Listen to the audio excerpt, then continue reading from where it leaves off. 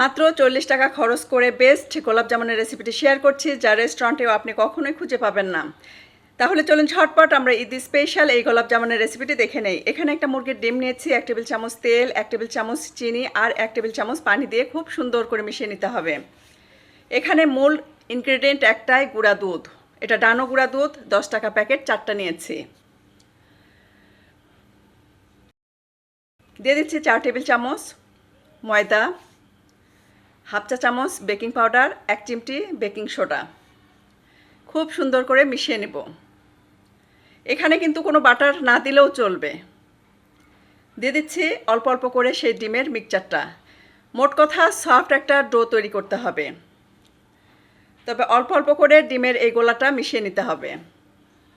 যখন দেখবেন soft do হয়ে গেছে, ঠিক একজাক্ট এরকম, তখন কিন্তু আর ডিমের মিশ্রণটা দেওয়া যাবে না, এতটুকু বেঁচে গেছে। অলরেডি কিন্তু চুলায় প্যান বসিয়ে দিয়ে তেল দিয়ে দিয়েছি। তেলটা হালকা গরম, একদম হালকা গরম, হাত ডিপ করলে ডিপ করা যাবে এরকম। হাতে বেশি করে ঘি বা বাটার মাখিয়ে নিতে হবে। তারপর খুব সুন্দর করে বল শেপের এই মিষ্টিগুলো তেলের ভিতর ছেড়ে দিতে হবে। একদম লো ফ্লেমে এটা ভাজতে হবে। যতক্ষণ সময় লাগবে, 10 মিনিটও লাগতে পারে, 15 মিনিটও লাগতে পারে, কিন্তু একদম স্লো ফ্লেমে ভাজতে হবে। যখন দেখবেন এরকম কালার এসেছে, তখন আমি এটা উঠিয়ে নিচ্ছি।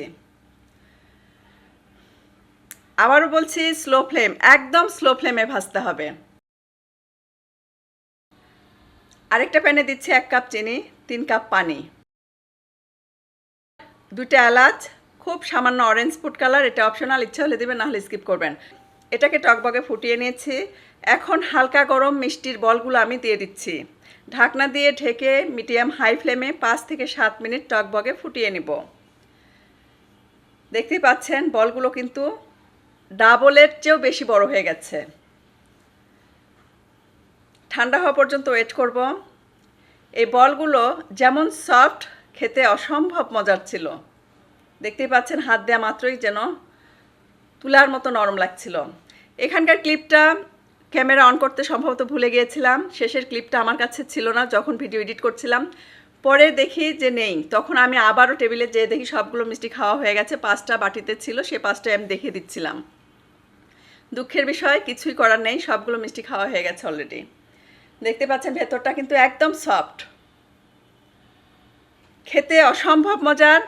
ঈদ স্পেশাল গোলাপ জামুনের রেসিপিটি কিন্তু আপনারা পেয়ে গেলেন। ভালো লাগলে রেসিপিটি অবশ্যই এক্ষুনি শেয়ার দিয়ে নিজের প্রোফাইলে রেখে দিন। লাইক আর কমেন্ট করতে কিন্তু একদমই ভুলবেন না। আজকে তাহলে বিদায় নিচ্ছি। সবাই অনেক বেশি ভালো থাকবেন, আমাদের জন্য দোয়া করবেন। আল্লাহ হাফেজ।